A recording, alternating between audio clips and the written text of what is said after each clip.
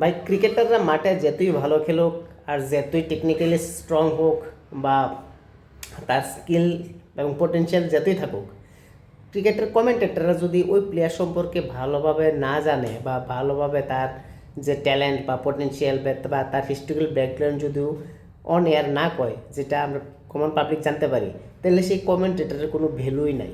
But recently আমরা দেখতে পাইতেছি হিন্দি কমেন্টের মধ্যে এরকম অনেক কিছু আছে যারা আলবাল চাল যা কিছু পারতেছে তা কইতাছে, নিজের ব্যক্তিগত হোক বা অনেক কিছু ঘুরে বেড়ায় কথা হোক, মুদ্রা কথা কিন্তু খুব কমই কইতাছে। যেটা আমরা দেখলাম ইংলিশ কমেন্টেটরের মধ্যে মাইকেল ইয়ান বিশপ, যে ওয়েস্ট ইন্ডিজের একজন আগের খেলোয়াড়, যে বর্তমান ভালো একজন কমেন্টেটর।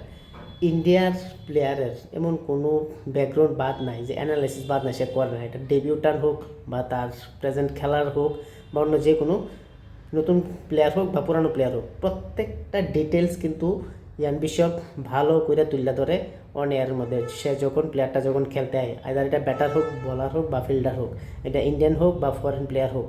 যেমন যেটা কথা বলে আমরা দেখলাম অশোক, যে বলার গুজরাটের, তার সম্পর্কে সম্পূর্ণ ডিটেল অ্যানালাইজ করছে। এর আগে আমরা যা দেখলাম সূর্যবংশী হোক বা অন্যান্য প্লেয়ার হোক, যত ইয়াং ট্যালেন্ট আছে প্রত্যেকেরই কিন্তু ট্যালেন্ট পোটেনশিয়াল ভারতের ডোমেস্টিক ক্রিকেটে কী করছে সবটাই কিন্তু এই ইয়ান বিশপ তুল্লা ধরে, যেটা ভারতের অন্যান্য লোকাল কমেন্টেটররা এমনভাবে বিস্তৃতভাবে তুল্লা ধরে না, যেটা ইয়ান বিশপ তুল্লা ধরতে পারতেছে। তাহলে ইন্ডিয়ার কমেন্টেটর কি ইন্ডিয়ান প্লেয়ারের নিয়ে সে এতটুকু চিন্তিত না বা অ্যানালাইসিস করে না? আকাশ চোপড়া একজন আছে যে করতে ভালো এরকম করে, বাট অন এয়ার মধ্যে যদি এরকম করে ইন্ডিয়ার প্লেয়াররাও ভালো মোটিভেশন হয়, প্লাস যারা দর্শক যারা আমরা দেখি তারাও কিন্তু ওই প্লেয়ার সম্পর্কে ভালো কিছু জানতে পারে এবং তার ব্যাকগ্রাউন্ড সম্পর্কে জানতে পারে। প্রত্যেকটা কমিটি যদি এরকম রুল করে বা এরকম অ্যানালাইসিস করে সেটা কমেন্ট্রি করে, নো ডাউট দর্শকও খুব ইন্টারেস্ট পাইব, প্লেয়ার থেকে অনেক কিছু জানতে পারবো এবং অ্যানালাইসিসটি ইন ফিউচারও যাতে কাজে লাগে, আমরা সবাই যেটা জানি।